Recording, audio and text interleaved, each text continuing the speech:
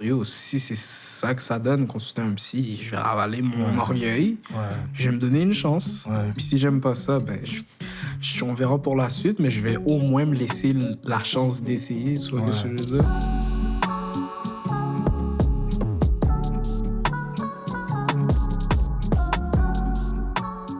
Donc, à l'occasion de la Journée mondiale de la santé mentale, j'avais envie de m'entretenir avec toi, hein, mon frère. Tu sais, on est deux frères de deux générations différentes. On a 13 ans de différence, là. Tu sais, c'est pas rien. C'est fou. On a quand même une très, très, très belle relation. On est très, très, très, très proches. Je te dirais, ben, tu le sais, là, depuis surtout ces dernières années. T'es mon meilleur ami, bro. Ben, pour vrai, ouais. Honnêtement, c'est ça qui est fou. T'es vraiment l'un de mes meilleurs amis aussi.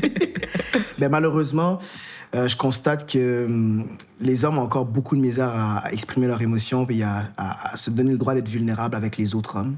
Toi, as-tu de la misère, justement, à être capable de parler de tes sentiments ou comment tu te sens réellement avec tes amis? Moi, j'ai toujours essayé d'être le plus transparent possible avec les gens en général. Je veux pas essayer de m'inventer des vies ou quoi que ce soit. Je trouve que tu as une bonne intelligence émotionnelle. Là.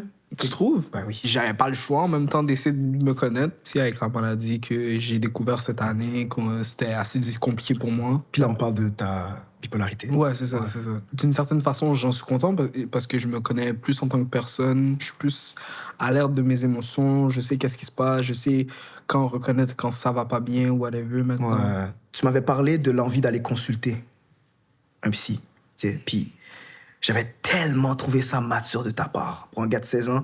Parce que, à ton âge, je pense même pas que je savais c'était quoi un psy. Tu sais, je savais même pas que c'était possible. Puis je pense aussi que c'est à cause de notre éducation chrétienne, là. Tu sais, quand ça va pas bien, tu sais, dans notre éducation qu'on a eue, c'est tu vas prier, tu vas te recueillir, tu vas demander à Dieu de t'aider à te sauver des mauvaises tribulations que tu passes dans ta vie, tu sais. Ça a été très long. Moi, ça a été à mes 25 ans, moi, que j'ai commencé à consulter avant la pandémie où j'allais vraiment, vraiment pas bien. Puis ça a été... Mais c'est ça l'affaire, c'est que si tu m'aurais pas dit que tu consulterais, j'y aurais jamais pensé. Puis ça m'a pris du temps à l'accepter que j'avais besoin de consulter et de voir mon frère qui consulte. Je me suis dit, pourquoi pas? T'avais l'air d'avoir la tête sur les épaules, genre. Puis c'est ça qui m'a fait réfléchir. C'est un truc que je constate. J'ai toujours eu plus de facilité à parler de mes sentiments, de mes problèmes à une fille plutôt qu'à un gars. Ouais. Puis quand je l'ai réalisé, Ça, j'étais c'est comme... tricky, ça. C'est ça, c'est pas normal, man. C'est vraiment compliqué pour les hommes d'aujourd'hui d'être vulnérables devant quelqu'un. Pourquoi, selon toi? Par peur de se faire moquer, de se faire pleurer, de se faire juger, de pas se faire comprendre, de se faire rabaisser. De se faire abaisser par les autres gars? Ouais. Ou par le monde en général? Parce qu'il y a des gens qui disent, ouais, si tu pleures trop, t'es pleurnichard, t'es pas un homme. En tant qu'homme, on doit se donner de l'espace pour parler de nos problèmes. Puis moi, je me pose vraiment la question, comment faire pour amener nos amis aussi à parler de leurs problèmes quand ils vont pas bien, puis qu'on sait qu'ils vont pas bien. Je pense que le fait d'être vulnérable avec quelqu'un, de se donner le droit d'être vulnérable avec quelqu'un, ça lui donne le droit d'être vulnérable avec toi. Tu sais à quoi ça me fait penser? C'est un truc que j'avais vu là, sur TikTok. C'était un groupe d'amis. Ils avaient une seule règle. Puis leur règle, c'est que comme, t'as pas le droit de pleurer tout seul. Si tu te sens pas bien, tu dois appeler ton ami puis tu pleures avec lui, mais pleurer tout seul, c'est interdit. Wow! Ah! Ouais. C'est-tu des amis de gars? Ouais. Ah! OK, nice! Ouais.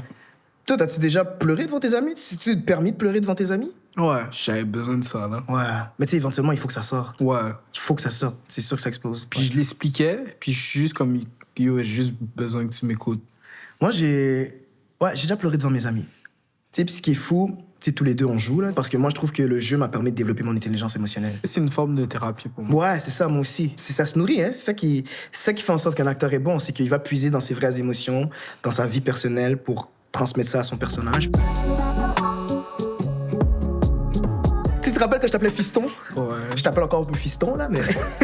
mais tu sais, là, j'ai un homme devant moi. C'est un gars à qui je peux parler sérieusement de mes problèmes, à qui je peux faire confiance, qui peut me partager aussi sa vie. Je me sens plus dans un safe space avec toi. Puis je pense que c'est ça qu'on doit se donner le droit de, comme...